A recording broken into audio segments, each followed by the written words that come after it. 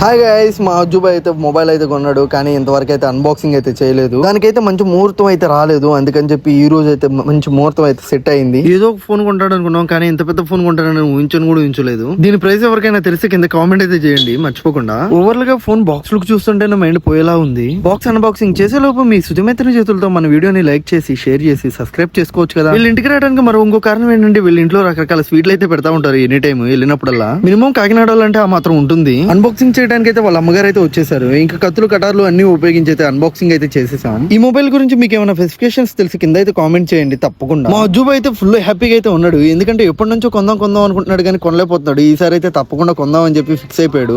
అది వాళ్ళ అమ్మతో ఓపెన్ చేయడం చాలా సంతోషంగా అయితే ఉంది. అడిగి మనోడు ఫోన్ కన్నా ఫోన్ కర్చీఫ్ అయితే ముందు కొన్నాడు, ఎందుకంటే కెమెరా లెన్స్ పాడవకూడదు అని చెప్పి. చేతులు అయితే వణికిపోతున్నాయి ఈడికి ఫోన్ సెట్టింగ్స్ పెట్టే లోపు. ఫోన్ కొన్న కొత్తలో కెమెరాని మాత్రం అల్లాడిచ్చేస్తారు. అందుకేనేమో ఒక సంవత్సరంలోనే కెమెరా పోయిద్ది. అందరికీ సంవత్సరం వచ్చింది, ఇడి చేసే పనికి ఈ రోజే పోయేటట్టు. అసలు బాక్స్ లో ఏమేమి వచ్చినాయో ఏం చెప్పలేదు కదా, ఇప్పుడు చెప్తా చూడండి. ఫస్ట్ ఓపెన్ చేయగానే మనకైతే చార్జర్ అలాగే ఛార్జింగ్ కేబుల్ అయితే దర్శనం ఇస్తుంది. ఛార్జింగ్ స్పీడ్ వచ్చి 90 వాట్స్ అయితే ఉంది. ఫోన్ అడుగునుకుంటేనే ఈడైతే నన్ను వేసుకుంటున్నాడు. అసలు విషయం ఏంటంటే ఈడికి ఐఫోన్ అంటే పడదు, అందుకని చెప్పి ఆండ్రాయిడ్ ఫోన్ ఒక రేంజ్ లో అయితే లేపుతాడు. వచ్చిన కాడ నుంచి ఆ ఫోన్ ని నా ఫోన్ ని కంపేర్ చేస్తానే ఉన్నాడు వీడు.